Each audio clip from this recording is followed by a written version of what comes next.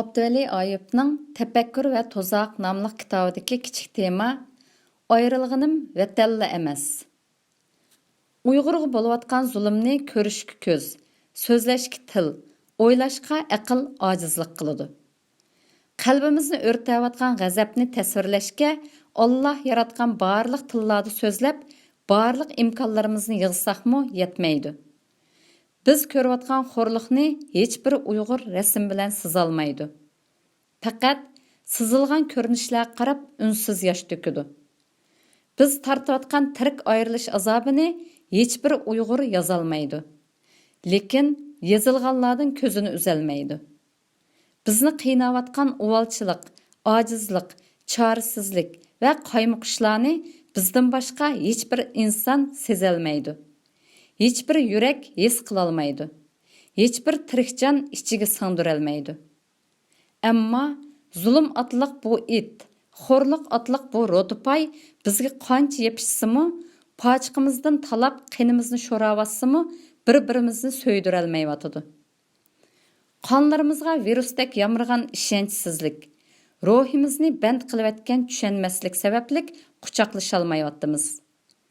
Aramizdagi rahimsizlarcha qilinayotgan hujum, g'azozullarcha chechilayotgan nafrat, qarqo'rsaqlarcha qilinayotgan tuhmatlar zulm qarshi yang turganlarni dod pandiyat degizayotidi. Uyg'urning beshida ko'yayotgan jahannam azobiga qarshi dastlab arz, imzo tashabbus chiqdi. Ondan söyümlik edi singillarimiz va qadrdon onalarimizning fidokorligi bilan bir qadam bir ovoz harakati maydonga chiqdi. Bu harakat va tashabbuslar qo'shilib, uvsida ho'shyor turgan fitna fasod, g'azab nafrat, qisosxo'rliklarmi xiqirab tilini sangiltib o'tirg'i chiqdi. Ish boshlaganlarning diqqati qilayotgan harakatga emas, atrofidan kelayotgan nafratga buraldi. Harakatni, amaliyotni, unumni o'ylashadigan aqllar o'zini tushuntirish, qalbini ifodalash, faoliyatni oqlash bilan malol bo'lishga boshladi.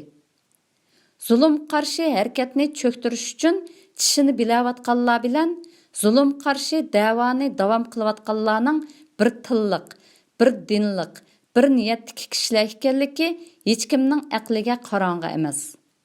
Undaqda nimishqa xatolar, ayiblar, tadbirsizliklar haqida ochiq oshkora so'zlashmaymiz? Nimishqa o'zaro deyishib olsak, ikki og'iz mundashsak, bir piyola choy ichsak tugaydigan masalalarni dushmanlikning dasmoyisi qilib olamiz?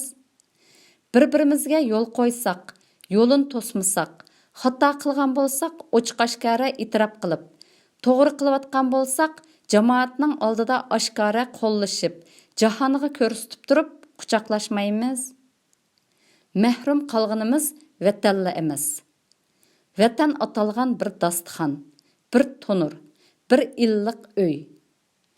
Ajdodlar uyi yo'qning o'yi yo'q deb to'g'ri aytgan. Uyimiz bir bo'lmasa, beqishib o'tirib g'izolanadigan dasturxonimiz bo'lmasa, qandoq qilib bu vatan otliq nonning g'amini talashmay yeyalaymiz?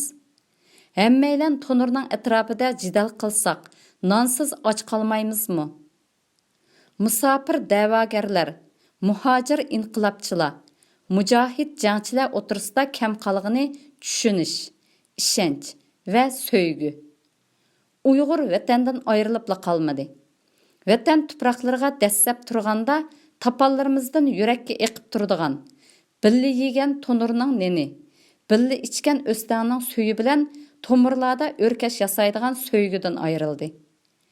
Aramizdagi fasillar dengiz emas, tog'lar emas, qush ucholmas chegaralar asla emas, balki ishonchsizlik.